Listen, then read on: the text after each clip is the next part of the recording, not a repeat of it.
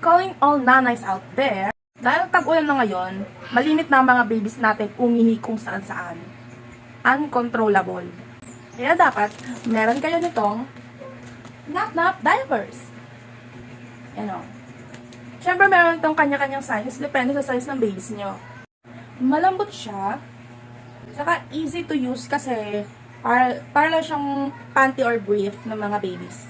Pero syempre, para iwas tayo sa mga rashes, kapag nahihian na or nataihan na, dapat papalitan na natin. Sa mura lang naman ito, manghihinayang ka pa, diba?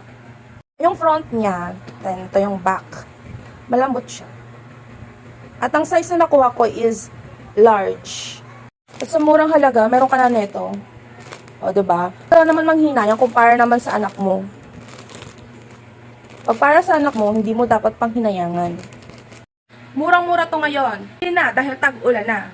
Para di ka na mahirapan kakalaba. Tapos hindi pa natutuyo yung mga sinampay mo. Eto na. Bilhin mo na to. Now na!